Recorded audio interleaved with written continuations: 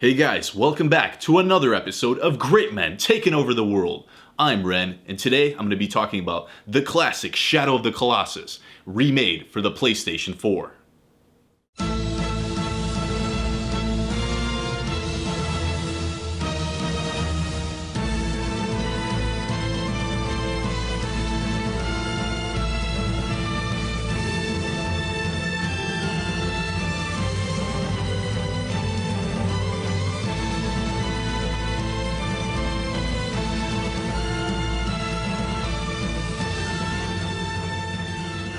I got the original Shadow of the Colossus back in 2005 on the PlayStation 2. I absolutely love that game. It was an instant classic for me, one of the best on the system, but it did have some limitations with the frame rate, and it just was almost too massive of scope for the actual hardware of the system. And then I heard that a remaster was coming for the PlayStation 3 in 2011, so I ended up getting that, and that was awesome. I really loved that. I really was into a bunch of other HD remasters on the PS3, and seeing one of my favorite PS2 games come onto the PS3 was really awesome. They bumped it up to 1080p and they fixed a lot of the frame rate issues to kind of give it more of a steady, smooth frame rate throughout the game.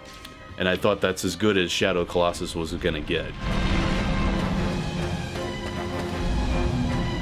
Me and my good buddy Sile already did an in-depth review of the original game, so be sure to check out that video where I go into more specifics about it and everything like that. I'll put a link in the description, be sure to check it out. So I've been wanting to get a PlayStation 4 for a while, and then when I finally saw Shadow of the Colossus gonna be remade for the system, I knew I had to get a PS4 at this time. So I pre-ordered the game, I was ready to go. And then the day it came out, I got off of work early because I had to drive my dad to the airport, and then got back and threw the disc into the PS4 as it installs, and took some pictures, threw some stuff up on Facebook, hyping it and all that.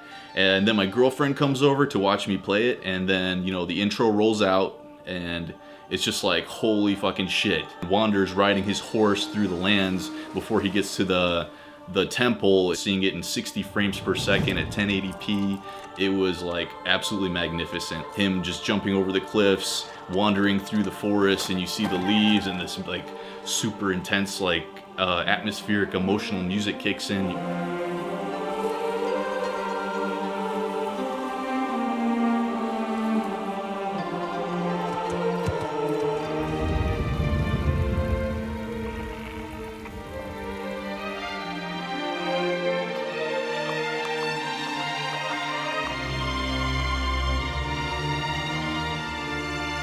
I got hit by a wave of nostalgia. It was pretty intense, but also in a new way, because you're seeing it in a new light. And then when he finally hits that bridge where it's sand is being blown off and all that stuff, I was just like, holy shit, man. I actually started tearing up a little bit, because it was intense. It was beautiful. I feel it right now. It's pretty much the best argument for art in a video game, because so much of the story is told not through dialogue or the narrative or anything like that, but just the sheer beauty of the landscape, of the colossi, the mystery of the game is outstanding. It's just me maturing as a person too can finally fully appreciate stuff like seeing the intro, everything intricately woven together is absolutely unbelievable. So I really love this remaster, this remake, whatever you want to call it. Seeing this game once again, it felt truly realized for the system. The vision and the grandness of this game that was tried to be made for the PlayStation 2, it was kind of I don't know, the little game that could almost, because it just was too epic for the scope of the PlayStation 2. But I feel it finally caught up and is fully represented through the PlayStation 4. The story is Wander, this character Wander, he's riding a horse through the land. He goes to the shrine because he knows of a tale that if he brings someone who died, which was his loved one, he brings her over there, that he can resurrect her at the shrine. So this disembodied voice tells him that it is possible, but he would have to go through the land and slay these 16 colossi. And that's pretty much the whole story of the game is doing that. And I just love that the game is besides the intro and the outro, there's no dialogue really at all, besides just the voice saying, "Thy next foe is," and then that's really it. It's so awesome how much emotion you can feel from this game by having almost no dialogue. It's insane.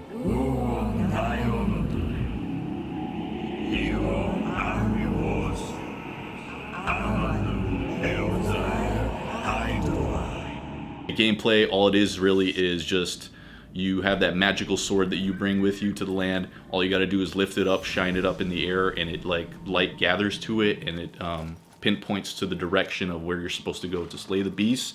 You go over there, you know, have to scale whatever you might have to get there. That's kind of a puzzle in itself sometimes.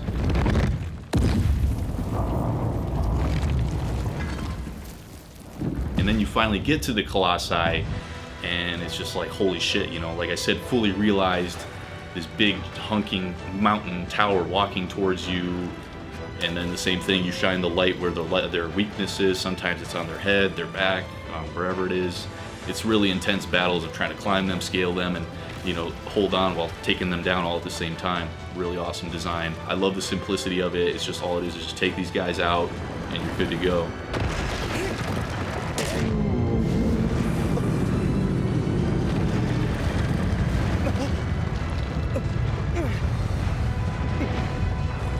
And then once you do, you're transported back to the shrine, and, you know, it starts all over until you have to take out all 16. The gameplay is, you know, very basic. There's not really any collecting or anything like that. The most you can really have to do in the game is get like these little fruits on trees that if you knock them down and eat them, it increases your health.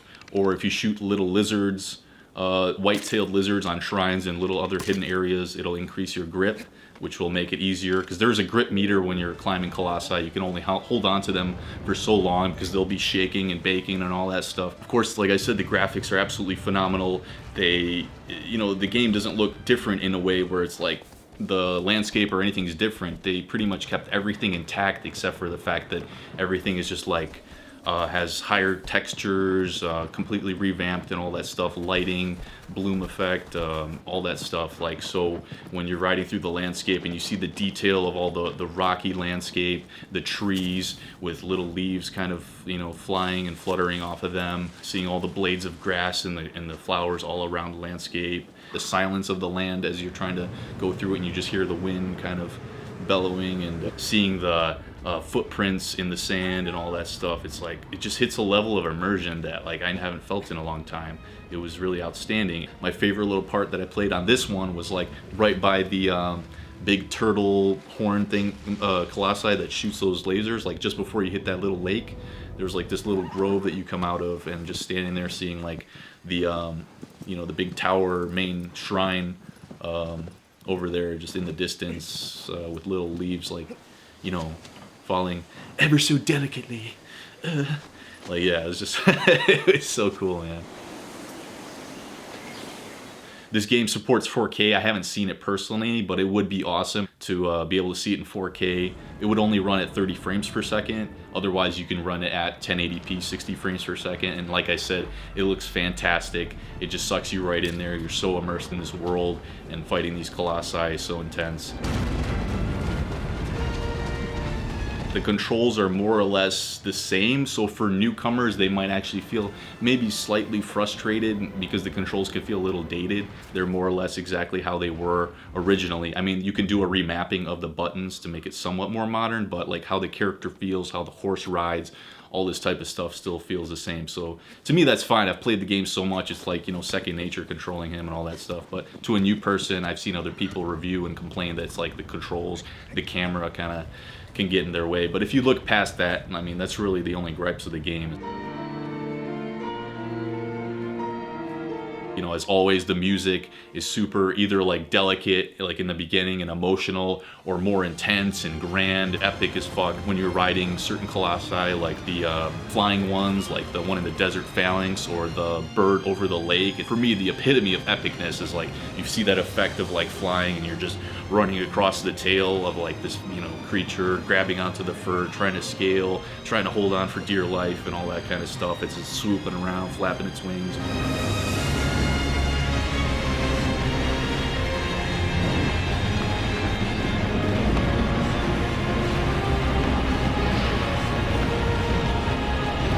And this is for like all the Colossi in their own unique ways, you know, going from like super huge ones like a tower, or like minotaurs, to like a horse kind of creature, to like even smaller little ones that are just like quick and ferocious and very aggressive and all that type of stuff. If there are any additions to the game, they're really minimal. They don't really affect the game. And there's also these little coins that you can collect in the world that I actually didn't even know about until like I already beat the game. My girlfriend like discovered it actually. I was like, what the hell is this? Oh, apparently there's a bunch of these little hidden coins that if you collect all of them, you get to enter a secret little place that's like, you know, wasn't included in the original game. Of course, maybe a purist might like argue about that, but it's completely like, you don't have to do it. It doesn't really affect much.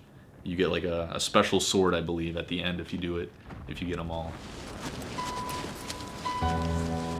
Another cool addition to this game is they added a picture mode where you could stop the game and kind of manipulate the camera and different filters and stuff like that to allow you to take pictures in the game and make some really cool artsy looking shots and stuff like that. Is absolutely perfect and goes really well with this game. You can also do that for like while you're playing the game too. You can change filters, different you know, brighter and a nighttime scene and all that kind of stuff. It's pretty cool.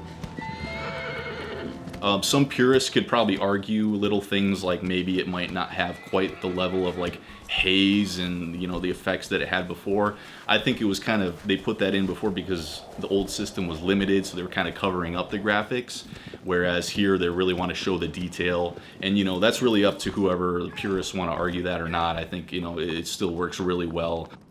And then the only gripe I really have is like Wander's face. He looks a little dopey. The main character, he looks a little dopey, kind of, you know, some people in the community of Team Eco or whatever fans would argue saying that he kind of looks like the cover of the American version of Eco, which is like this stupid American art compared to the, you know, very artsy, sweet looking Japanese cover of Eco. This is either going to be for newcomers or it's going to be for people who, you know, really love the series and just want to see it in a new light. Like some people argue that it's a cash-in because possibly Last Guardian didn't do so well, which could make sense, but it doesn't bother me at all. Like it feels like a whole new game or a whole new experience of it.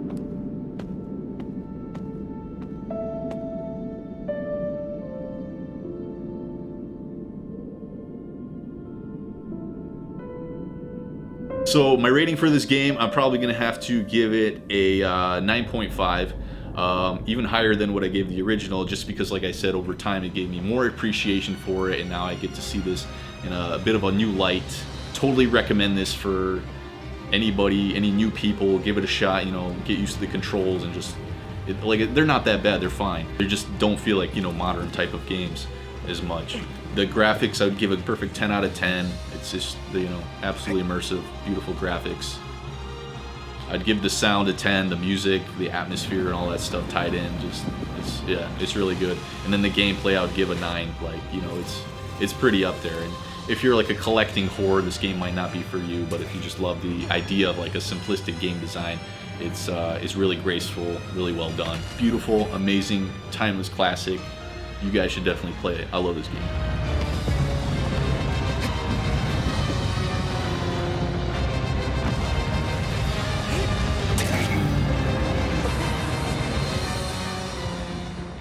Guys, thanks for joining me on another episode taking a look at this awesome masterpiece.